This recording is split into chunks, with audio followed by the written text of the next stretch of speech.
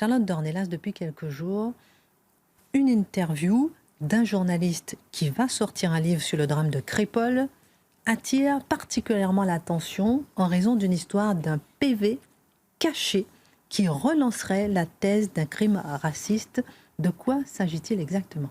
Alors, en effet, le livre va sortir mercredi, mais ce qui a alimenté, on va dire, la discussion, c'est une interview qui a été accordée à l'occasion de la sortie de ce livre au Nouvel Obs, et dans lequel le journaliste explique, alors ils sont 3 à écrire le livre, là en l'occurrence il y en a un qui explique qu'il y a eu en effet un PV qui a été rédigé par une analyste criminologue qui s'attarde sur la dizaine de témoins qui ont entendu des insultes racistes pendant la nuit du drame pendant laquelle Thomas est mort à Crépol.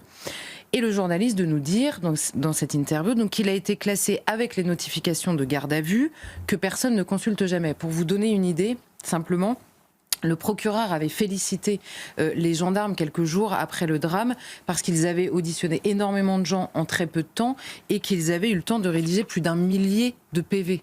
Donc on a du mal à imaginer ce qu'est une garde à vue. On dit souvent que les policiers ou les gendarmes sont noyés sous la bureaucratie. Par exemple, en l'occurrence, en 5 jours, à peu près après le drame, c'était plus d'1 millier de PV rédigés, aussi bien d'auditions, de témoins, de victimes et des agresseurs qui étaient en garde à vue, ou en tout cas présumés. Le procureur, lui, explique que ce PV en question, il ne l'a jamais vu. C'est ce que nous dit le journaliste, en l'occurrence, dans son livre. Il dit le procureur dit ne l'avoir jamais vu. Et le journaliste se demande donc si c'est une erreur ou s'il y avait la volonté que ce PV ne soit pas visible, en l'occurrence, dans la procédure. Il évoque même, le journaliste, la gêne des pouvoirs publics parce qu'à l'époque, dit-il, les réseaux sociaux d'extrême droite qualifient le crime de raciste, ce que ne fait pas la justice. Et donc, il évoque à ce moment-là les pouvoirs publics qui sont gênés par l'ampleur de l'émotion populaire et le fait que certains disent c'est un crime raciste et que la justice, elle, ne le retient pas. Alors, cette interview, elle inspire assez immédiatement 2 commentaires. On va commencer par le premier. Qu'est-ce que c'est que cette histoire de PV ? Parce qu'on a du mal à comprendre. Tout le monde répète, oui, c'est un PV classé. On ne comprend pas. En gros, quand les gendarmes placent des gens en garde à vue, ils rédigent, vous savez, c'est le temps de l'enquête est très important pendant la garde à vue. Ils rédigent donc des actes de procédure pendant cette garde à vue, les auditions, je vous le disais, des notifications de garde à vue au début ou à la fin. Par exemple, on fait une notification de garde à vue, un tel a été placé en garde à vue à telle heure, on lui a notifié ses droits, etc. Donc ça, c'est une notification, par exemple, de garde à vue. Et ensuite, les gendarmes classent tous ces actes de procédure, ils les classent, ils rédigent à la fin un rapport de synthèse pour faire une synthèse précisément de tout ce qu'ils ont pendant la garde à vue, et ils transmettent ce rapport, l'intégralité de la procédure, au procureur. Et ce dernier, ensuite, il retient ce qu'il veut ce qu'il veut en fonction de l'importance évidemment qu'il décèle ici et là dans ce qui est fait pendant la garde à vue pour poursuivre l'affaire et la transmettre ensuite au juge. En l'occurrence, si ce PV existe et que le procureur dit ne pas l'avoir vu, il y a 2 solutions. Il n'y a pas 2 solutions. Ça veut dire que, qu'il n'a pas lu toute la procédure, parce qu'en effet, il y a des milliers d'actes et que la notification de garde à vue, il ne s'attarde pas dessus. Le journaliste nous dit que ce sont des actes qu'on ne lit jamais. Bon, en soi, il n'a donc pas lu toute la procédure quand même. Et ce PV a donc été glissé à un endroit où on n'a pas l'habitude de s'attarder, mais également, il n'a pas été remis dans le rapport de synthèse. Donc ça n'a pas été jugé suffisamment important pour être mis dans le rapport de synthèse. Je dis ça parce que le procureur lui-même dit qu'il n'en a pas eu connaissance. Alors, pourquoi est-ce que le journaliste évoque derrière les pouvoirs publics ? On se dit, il y a les gendarmes, il y a le procureur. Alors, qu'est-ce qu'il vient de faire là ? Oui. Voilà. Oui. Soit c'est une erreur, mais ça veut dire que ça n'a pas été jugé suffisamment sérieux pour être mis dans le rapport de synthèse, soit c'est volontaire. Soit, en effet, ce PV n'a pas été mis en évidence, il n'a pas été mis dans le rapport de synthèse parce qu'on a demandé aux gendarmes de ne pas le mettre dans le rapport de synthèse. Ce sont les 2 possibilités. Et je dis ça parce que le journaliste lui-même nous explique que les pouvoirs publics étaient gênés parce que le crime raciste était évoqué, que la justice ne le retenait pas. Donc on comprend derrière cette gêne que c'est cette possibilité d'intervention qui est possible. Quoi qu'il arrive, il y a une minimisation de ces témoignages racistes, du racisme qui a été entendu. Mais cette procédure, l'intégralité de la procédure, une fois qu'elle est transmise à toutes les parties, notamment aux parties civiles. Et vous vous souvenez qu'à plusieurs reprises, les parents de Thomas ont fait savoir qu'ils aimeraient que la justice retienne ça. Peut-être que eux ont retenu, en effet, ce PV qui était dans l'intégralité, on va dire, de cette procédure. Vous disiez que le procureur avait dit qu'il n'avait pas vu, que ça indiquait, que ça évoquait une certaine gêne et que ça entraînait 2 commentaires. Le premier, vous avez parlé du PV, comment est-ce qu'il a pu être caché? Et votre deuxième commentaire, du coup? Il nous explique, le journaliste en question, d'EQJIS, il nous explique que les réseaux d'extrême droite qualifiaient le crime de raciste et non la justice. Donc c'est pour ça que c'était gênant et que ce PV a un peu gêné tout le monde. Alors d'abord, dans les minutes, heures, jours qui ont suivi ce drame, il y a une première vidéo qui est sortie et on voyait des gens se battre et certains évoquaient les gouers, vous savez, qui est une manière de parler des Blancs assez peu sympathique.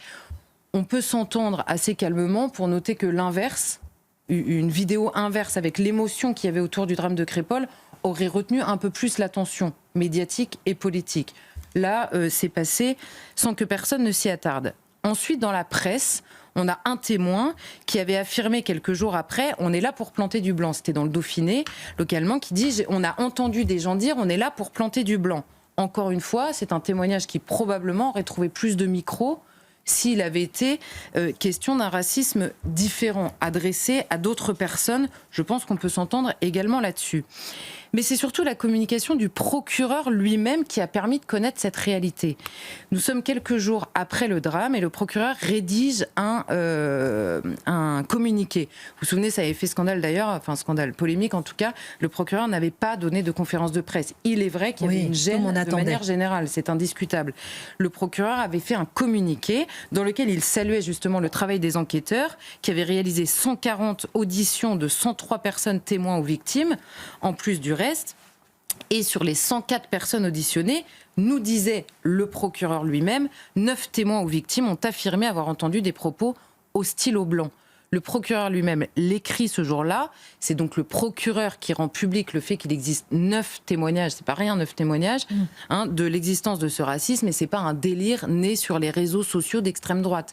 C'est le procureur lui-même qui en parle. Est-ce que c'est la raison du crime ? Ou est-ce que c'est simplement, entre guillemets, une manière de définir l'autre quand vient le temps de se battre ? Ça, c'est quelque chose qui est difficile à établir, notamment pour la justice. Mais le procureur annonce immédiatement et dans ce même communiqué qu'il ne retiendra pas cette circonstance aggravante du racisme. Et là, c'est là que ça avait fait énormément réagir, notamment parce que ce n'est pas la première fois que le racisme anti-blanc n'est pas pris au sérieux ou pris convenablement en compte par la justice en France. Alors justement, on parle beaucoup de racisme devant les tribunaux, mais le racisme anti-blanc est contesté par beaucoup dans son existence, même on l'avait vu ici avec Oran Berger, entre autres. La justice elle-même a-t-elle du mal, elle aussi, à reconnaître le racisme anti-blanc ? Elle a du mal à le reconnaître. Et là, si vous voulez, quand je disais, soit est-ce que ce sont des personnes, par exemple, pour dire simplement, est-ce que vous avez des personnes qui sont venues ce soir-là, qui sont montées dans leur voiture avec des couteaux en se disant on va aller là-bas parce que là-bas il y a des blancs et qu'on va tuer des blancs ? Ou est-ce que les personnes sont arrivées et au moment de sortir leur couteau parce qu'il y a une bagarre, et ben la manière qu'ils ont de définir la personne qui est en face d'eux, c'est de les traiter de sales blancs.